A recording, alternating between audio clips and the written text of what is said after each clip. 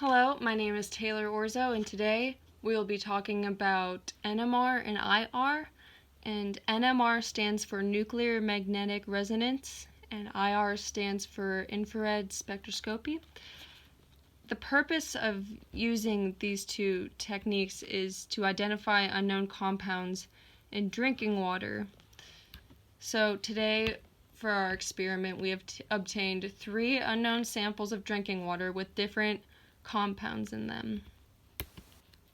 So what's the difference between NMR and IR?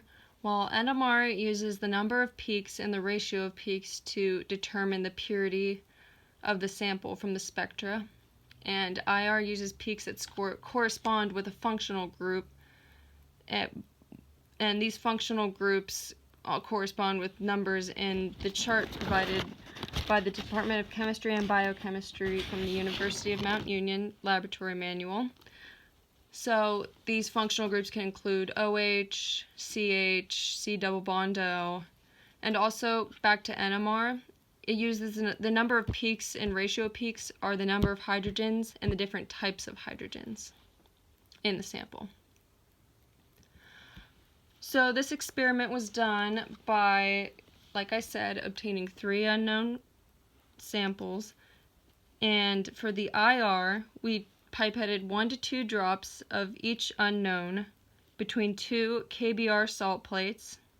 We placed them in the IR test machine and ran it, and it printed out the spectra. For the NMR, we collected it at 60 megahertz. The unknowns were dissolved in deuterated chloroform, placed in a spectrophotometer, and the test ran and printed the spectra. For unknown number 33, the IR showed 3 strong benzene rings right off the bat and no other strong peaks. The NMR showed 1 peak with a 1 ratio, confirming that this unknown had benzene in it. For number 33.1, the IR showed a strong OH peak and CH peak, making us believe it was methanol. Then the NMR showed 2 peaks with a 3-to-1 ratio, confirming that the compound was methanol. For number 33.2, this sample was a little trickier because it showed a strong CH peak in the beginning and questionable C bonded to Cl or CBr peaks towards the end, indicating that it could have been 1,2-dibromo-2-methylpropane, 1,2-dichloroethane, 1,4-dichlorobutane, or 2-chloropropane.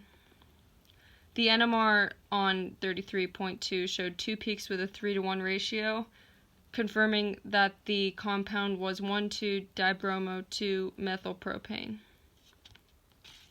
So, if these compounds were found in drinking water, are they dangerous or safe? So for benzene, according to the Oregon Health Authority, it's known to cause cancer, so that's dangerous for humans and animals, obviously. For methanol, according to the Environmental Protection Agency, it's commonly found in vehicle emission, which, if you think about it, we breathe in every day, but high exposure in a closed area could hurt humans and animals, and it is also known to slow plant growth. And according to pubchem.gov, 1,2-dibromo-2-methylpropane is flammable, so you have to be very careful with it because it could potentially be dangerous. And if it is spilled, it needs to be cleaned up with non-combustible agents. So there you go. We used IR and NMR to identify 3 potentially dangerous compounds in drinking water.